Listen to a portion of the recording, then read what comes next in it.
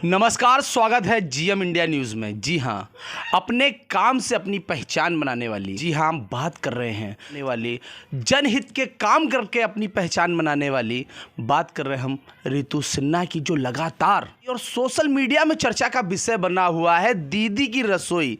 जी हाँ, अगर आप नोएडा क्षेत्र में रहते हैं तो ज़रूर जानते होंगे रितु सिन्हा जी को, जिनकी चल रही है दीदी की रसोई। तो आज मुलाकात कराते हैं। पहले तो मैम, हमारे चैनल में आपका बहुत बहुत स्वागत है। नमस्कार। आपका जो सोशल मीडिया मैंने देखा कि दीदी की रसोई बहुत ज़्यादा फेमस है, बहुत लोगों की हेल्प करती है। क्या कहेंगे, कैसे विचार आया आपके अंदर मिले, और या ये कहें कि जिसका पेट नहीं भरा उसको भर पेट भोजन मिले, क्या कहेंगे?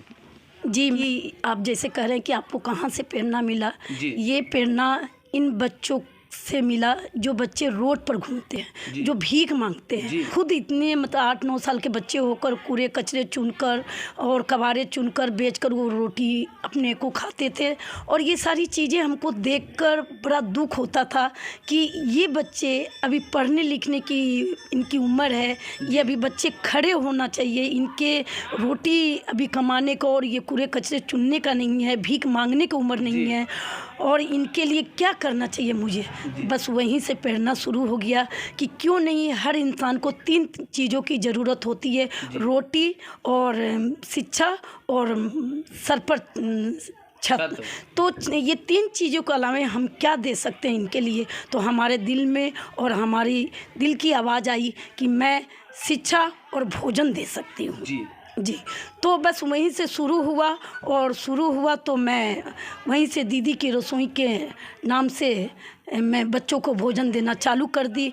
और हर जगह जगह पर जाकर, जहाँ पर बच्चे भीख मांगते थे, जहाँ पर बच्चे 10 कूड़े कचरे चुनते थे, जहाँ बच्चे कबाड़ी चुनते थे, वहाँ पर हम जाकर इन बच्चों को प्यार से बुला कर भोजन को देना शुरू कर दिए। ये बच्चे जो काम करते थे वो काम छोड़कर दौड़कर भोजन के लिए चले आते थे, और फिर इनको हम भोजन देते थे और कहती थी कि आप लोग भर पेट खाओ और आप लोग को रोज़ भोजन मिलेगी, आप लोग को कोई ज़रूरत नहीं है कूड़े कचरे चुनने का, कबाड़ी चुनने का या भीख मांगने के लिए। तो बच्चे ने हमसे सवाल, ऐसा कठिन सवाल किया कि क्या आप दोनों दिन भोजन देंगी, क्या आप रोज़ आकर भोजन देंगी, क्या इतने अच्छे अच्छे भोजन रोज़ देंगी। मैं बोली हाँ बेटा, आप लोग को रोज़ भोजन दूंगी मैं, और अच्छे भोजन में कढ़ी चावल, राजमा चावल, पूरी सब्जी ये दूंगी। बच्चे बड़ा खुश हुए। फिर हमने भी बच्चों से सवाल किया, क्या मैं आपको भोजन दूँ, शिक्षा स्कूल में भेजूं, तो क्या आप भीख नहीं मांगेंगे, कूड़े कचरे नहीं चुनेंगे, कबाड़ी नहीं चुनेंगे। कुछ बच्चे तो कहें कि नहीं, हम तो अपने मम्मी को पैसा देते हैं, पापा को देते हैं, नहीं मैं तो ये काम करूँगी। कुछ बच्चे बोले कि नहीं, हमें खाना मिलेगा, पढ़ने को मिलेगा, तो हम क्यों ये काम करेंगे। ये सारी बातें हमारे दिल को निचोड़ दिया, मतलब झंझोड़ दिया। और झंझोड़ने के बाद मैं इनके लिए खड़ी हो गई।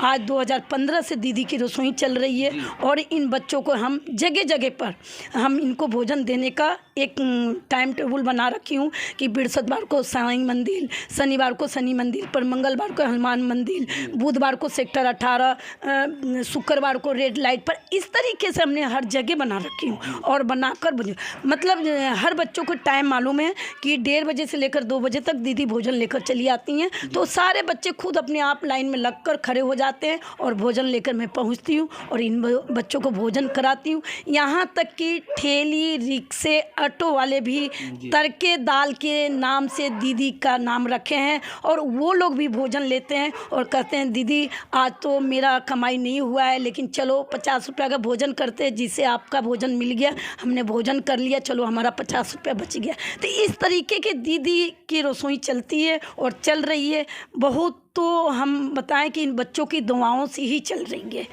बिल्कुल सही कहा कि अगर जनहित के कार्य करना है, समाज सेवा अगर आपको कहना है, तो पैसे का कोई मोल नहीं रह जाता। बस दिल में विश्वास हो कि मुझे जनहित समाज सेवा का काम करना है। तो मैं पहले तो दीदी ये जानना चाहूँगा, क्योंकि दीदी की रसोई से आप फेमस है, तो मैं दीदी शब्द का यूज़ करूँगा। दीदी ये जानना चाहूँगा, क्योंकि आप का जो जीवन था वो किस हिसाब से बचपन के बाद एक अपनी अवस्था में आई, उसके बाद जनहित के कार्य कर रही है, कहाँ से शुरुआत की थी और क्या अपने बचपन में आपने कार्य किए? मैं आपको बताना चाहूँगी, बड़ा खुश मिजाज महिला हूँ और मैं अपने स्कूल कॉलेज से और परिवार से, माता पिता से प्रेरणा मिला। पहली बात तो है कि मैं 6th क्लास से ही मॉनिटर थी अपने स्कूल में। स्कूल के बाद कॉलेज में भी मॉनिटर रही और बड़ा लायक हमें बच्चे से लेकर, टीचर से लेकर प्रिंसिपल तक करते थे, क्योंकि एक दूसरे का हेल्प करना ही मैं अपने आप का जीवन को दायित्व समझती थी। दूसरी बात है कि घर से मैं आर्थिक स्थिति से बहुत अच्छी थी, क्योंकि मैं एक STM की लड़की हूँ। अजीत सिन्हा का नाम सुना होगा, सर्च करेंगे नाम मिलेगा, अब तो है नहीं फादर। और हम लोग को सिपाही छोड़ने के लिए स्कूल कॉलेज जाते थे, लेकिन एक चीज़ ये मैं चोरी भी करती थी। कैसे? जो भी पैसे मिलते थे, कॉपी किताब मिलता था घर से, तो जिन बच्चों के पास नहीं रहता था उस समय, उन बच्चों को दे देती थी। और घर में दूसरा रोज़ मैं कहती थी मम्मी को, चाहे पापा से, चाहे बहन, चाहे जिससे भी कहती थी मेरे को कॉपी चाहिए, कॉपी नहीं है, पेंसिल नहीं है। तो सब कहते थे अरे तुम्हारे पास तो इतना था, क्या हुआ? लेकिन मैं बताती नहीं थी। मैं कहती थी पता नहीं गिर गया, खो गया। मतलब झूठ बोलने भी नहीं आता था, छुपाने भी नहीं आता था। मैं कहती थी स्कूल में छूट गया, अब मिलेगा नहीं, मुझे चाहिए। और हम क्लास में जो इसके पास नहीं होता था दे देती थी। तो वहाँ से ऐसा मतलब अपने मन के अंदर सुकून और खुशी मिलती थी कि मैंने उनको दे दी। लेकिन बच्चे भी कभी कभी हमारे बर्थडे उडे में आते थे तो मम्मी से सबसे बताते थे कि आंटी जी हमारी ऋतु बहुत मदद करती हैं, आज ऋतु का दिन है कि मैं पढ़ाई कर रहा हूँ, ये वो जो भी उनके दिल में होता था हमारे लिए बोल। तब हमारे मम्मी पापा को पता चलता था कि अच्छे ये कॉपी किताब मतलब स्कूल में बांट देती थी, अच्छे ये खाना लेके जाती थी। हाँ, और खाना भी जो ले जाती थी लंच, तो हमारे मतलब थोड़ी सी अच्छे खाने होते थे, जैसे पूरी सब्जी हुआ, फल हुआ। जो नहीं लाते थे उनको खिला देती थी। वो कहते तुम खा लो। मैं भी नहीं, मेरा तो आज इच्छा ही नहीं है, इतना आज खा ली हूँ, ये वो हाँ, दूसरों को खिला देना। तो ये सारे चीज़ बच्चे जब बर्थडे में आते थे तो मम्मी से बताते थे और मम्मी बड़ा खुश होती थी, कहती थी कि देखो ये अपनी लाइफ में क्या करती है, पता नहीं चलता है। और आपको बता दो कि उस समय हमारा 10th क्लास में 60% आया था। अच्छा जी। हाँ, 60%। उस समय फर्स्ट, मतलब हम 10th क्लास पास हुए हैं उस समय का, तो हम 10th क्लास फर्स्ट हूँ। हाँ, तो उस समय का जो नंबर का बड़ा महत्वपूर्ण है। तो सब बधाई भी देने के लिए आए, तो सब हमारे बारे में बताते थे। टीचर लोग भी तारीफ करते थे कि भाई ये पढ़ाई लिखाई में बहुत मतलब, और हाँ पढ़ने में मैं बहुत आगे थी और सबका सम्मान करने में भी आगे थी। तो इसलिए मैं बिल्कुल इस सब चीज़ों में, तो हमारे पापा कहते थे, बड़ा प्यार से नाम उन्होंने रखा था फुटबॉल। हाँ, वो कहते थे कि ये फुटबॉल है, ये पूरी गोल है। सबसे बड़ा भूमिका माँ का रहा, पापा जी का रहा, और स्कूल कॉलेजों से हमें प्रेरणा मिला। आज ये जीवन बिल्कुल सेवा में बीत रही है और सेवा में ही आगे बीतेगी जो मेरी जीवन है। एक तो इस समय महंगाई का दौर है, अपने परिवार को चलाना भी बहुत बड़ी बात हो जाती है। यूँ को काफ़ी लोग तो रोने लगते हैं यार परिवार में खर्चा बहुत है यार, कैसे चलेगा। वहीं बहन जी, दीदी की रसोई में भोजन रोज़ का मतलब पर डे का रोटेशन है कि भोजन बनकर बच्चों के लिए, आप जैसा इन्होंने बताया, रिक्शा वालों के लिए, ऑटो वालों के लिए, ठेली वालों के लिए भोजन पर्याप्त मात्रा में बनाती। तो इसकी व्यवस्था बनाने के लिए क्या करती हैं आप? जी, व्यवस्था सही पूछा आपने। बड़ा मुश्किल है लेकिन बड़ा इजी है चलाना। जी, मैं तो कहती हूँ सच में 20 साल पहले इसको शुरू की होती तो बहुत अच्छा होता है। आपको बता दूँ, चावल और गेहूं तो मेरे गांव से आ जाता है, क्योंकि परिवार में खेतीबाड़ी बहुत है। 90 बीघा का खेत है। हम 6 भाई देवरानी जेठानी हैं, सभी को 25-22 मतलब बीघा ऐसे कर मिल चुका है। तो हमारा जो अन्न होता है वो, भाई हम लोग शहर में रहने वाले हैं, हमको शहर का अन्न लेकर खाना होता है। तो जो वो अब उग रहा है, जो भी हो रहा है, वो हम मंगा लेते हैं और मंगाकर दीदी के रसोई में अच्छे से इस उनको। लेकिन रह गया कि चावल और गेहूं से ही दीदी की रसोई नहीं चल रही है। सबसे मेन तो इसका गैस सिलेंडर है। महीने में महीने में कम से कम 5 सिलेंडर खर्च होती है, तेल मसाला है, पत्तल है, ढोंगे हैं, गिलास है, और बाकी खाना बनाने वाले का कुछ तो चार्ज होती है, खाना खिलाने वाले का चार्ज होती है, बर्तन धोने वाले को चार्ज होती है, बहुत तरह की है। लेकिन फिर भी मैं कहती हूँ बड़ा इजी है। सेवा कर कर, इन बच्चों को भोजन देकर, इन ठेली पटरी वाले को भोजन कराकर बड़ा आत्मा और मन का सुकून मिलता है। रास्ता बहुत कठिन है, बहुत संघर्ष करना पड़ता है, फिर भी आसान है।